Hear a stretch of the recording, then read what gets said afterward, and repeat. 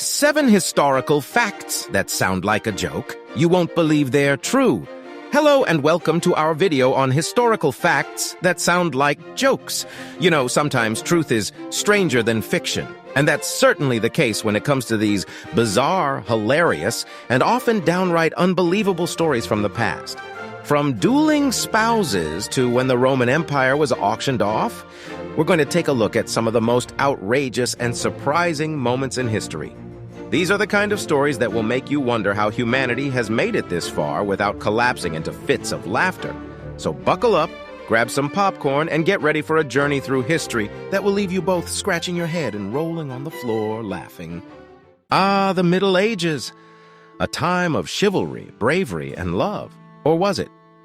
Actually, it turns out that even knights in shining armor had their fair share of marital problems. Back then, disputes between husband and wife were resolved in a rather unique way, court battles. This book by the duelist Hans Thalhofer was the go-to manual for resolving domestic disputes. And boy, was it a doozy. Here's how it worked. The man sat in an earthen pit, armed with a club, while his wife was given a bag with a heavy stone. And when I say heavy, I mean try carrying this thing for more than 5 minutes. Heavy. And they went at it. Blows to the head, strangulation, hitting below the belt. Anything goes. And when I say anything, I mean anything. Let's just say that Master Thalhofer was not shy about mentioning some, intimate details. And the winner, decided by a judge, talk about taking till death do us part to a whole new level. So next time you and your significant other have a disagreement, just remember, it could be worse. You could be battling it out in a pit with a club and a bag of stones. And now we're going to talk about one of the funniest accidents in history. Can you imagine 60 noble people drowning in poop? Yeah, you heard it right. In 1184, during a peace negotiation between 2 influential gentlemen, Louis III, the Landgrave of Thuringia, and Conrad of Wittelsbach, the Archbishop of Mainz, something terrible happened. To start, they already had tensions between them, and the Archbishop decided to build a castle in Hainburg. Just in case things got out of hand, the Landgrave took this as a provocation and decided to invade Mainz. So Emperor Henry VI, who was passing by, wanted to help them reconcile and called for a meeting of important people in Erfurt. Now here's where things get hilarious.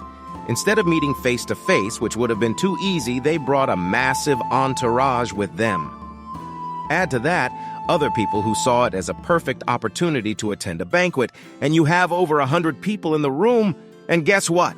The floor couldn't handle the weight and collapsed, sending the nobles to the basement. But wait, it gets even better.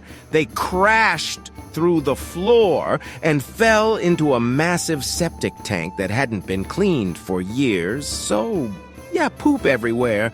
More than 60 people died either from the fall or drowning in human waste.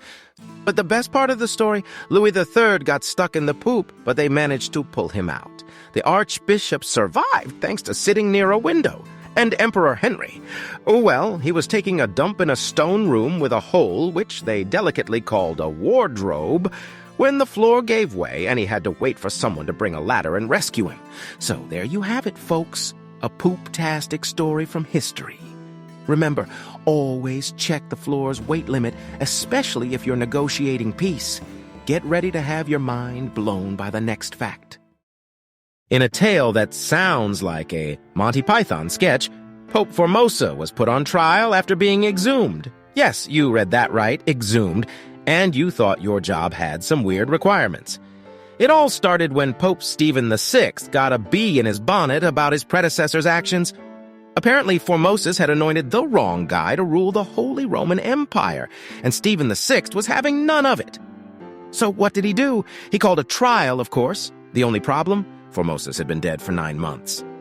That didn't stop Stephen VI from dragging the poor guy's corpse out of its tomb, dressing it up in papal robes and placing it on the throne. Talk about a weekend at Bernie's. The trial was a farce, with a deacon hiding behind the throne and pretending to be Formosus. Not surprisingly, the corpse was found guilty and had 3 fingers cut off for good measure. Then they threw the body into a mob cemetery, but even death couldn't keep Formosus down. This time, the corpse was exhumed by grave robbers who were hoping for a quick booty, but they found nothing valuable and decided to throw the body into the Tiber River. The dead pope floated down the river and was found by fishermen who took him to a church. It was there that the real miracles started to happen. Apparently, the remains of Formosus had healing powers. During the corpse synod, an earthquake occurred that damaged the Lateran temple, which further convinced the mob of the holiness of Formosa. Maybe he should have been canonized as the patron saint of second chances. Eventually, a new pope decided to give Formosus the honor he deserved and reinstated him. But of course, another pope later reversed that decision and declared him a heretic again. It's a good thing they finally left the poor guy alone. After all, he'd been through enough. Get ready to be amazed with the next fact. When Spanish conquistadors invaded South America, they were met with fierce resistance from the Mapuche, also known as the Araucan Indians. After a brutal battle in 1557, almost 150 Mapuche were captured. Governor of Chile, Garcia Hurtado de Mendoza, had a sickening solution to deal with the captured warriors. He ordered most of them to have their right hands and noses cut off. But there was one guy named Galvarino who was just too tough for the Spanish to handle. They cut off both his hands at once. But did he give up? No way. He strapped some knives onto his stumps and kept on fighting. He was like a real-life version of Edward Scissorhands, except with more blood and less Johnny Depp. Even with no hands, Galvarino managed to take down a whole bunch of Spanish soldiers at the Battle of Milarapu. Unfortunately, the Spaniards eventually got the upper hand and ended up slaughtering a whole bunch of Mapuche. And poor Galvarino, they didn't just kill him, they fed him alive to the dogs. Talk about a rough way to go. Brace yourself for the next fact. It's going to knock your socks off. Yo, listen up. Let me tell you about the time when the Roman Empire was auctioned off like a second-hand car. It all started with Emperor Commodus, the dude who Joaquin Phoenix played in Gladiator. This guy was a real weirdo.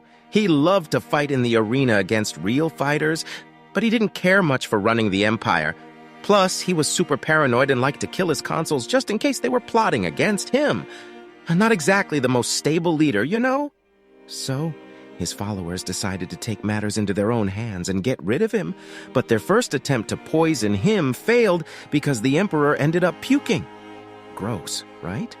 They had to resort to Plan B, which involved bribing his personal wrestling coach, Narcissus, to strangle him in the bath. Hey, whatever works, right? After Commodus was out of the way, one of the conspirators, Pertinax, became the new Caesar. He wasn't a bad dude, and he even abolished some of Commodus' crazy taxes and gave more freedom to Roman citizens. But he made the mistake of not paying the Praetorian Guards, who were used to receiving a little something-something from each new emperor. These guards weren't exactly the forgiving type, and they took offense at Pertinax's penny-pinching ways. So they killed him and announced an auction for the throne of Caesar and the entire Roman Empire. In comes rich dude Didius Julianus, who offers the highest bid of 25,000 sestertii per praetorian. He becomes the new Caesar, but only for 2 months because he can't pay off the praetorians in time. He probably should have taken out a loan or something. On the 66th day of his reign, the praetorians are like, "Hey, where's our money, man?" And they kill him. Finally, Lucius Septimius Severus comes along and restores order to Rome. He's a good ruler and has the support of the people. Plus, he's not dumb. The first thing he does when he becomes Caesar is to disband the Praetorian Guard and replace them with his own soldiers. And that, my friends, is the story of how the Roman Empire was sold to the highest bidder. Moral of the story? Don't mess with the Praetorian Guard and always pay your debts on time. We have a surprise in store for you with the next fact.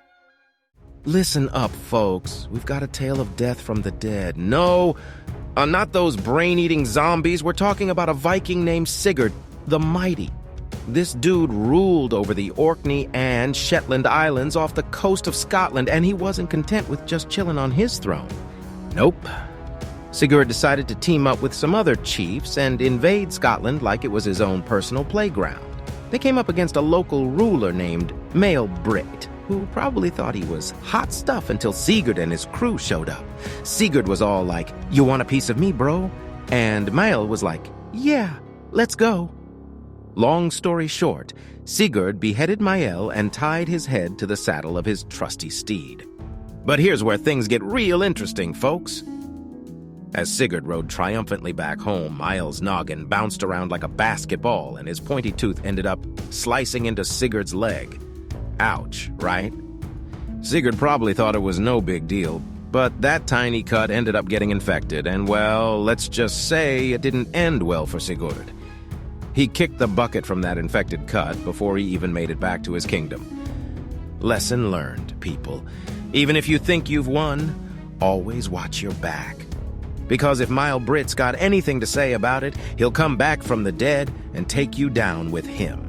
Are you ready for a fact that will make you question everything you know? Get ready for some mind-bending knowledge, folks, because time is one trippy concept. You know how they say age is just a number? Well, turns out time is relative, too. For example, did you know that Cleopatra lived closer in time to the moon landing than to the building of the pyramids? Talk about time travel, but that's not all, folks.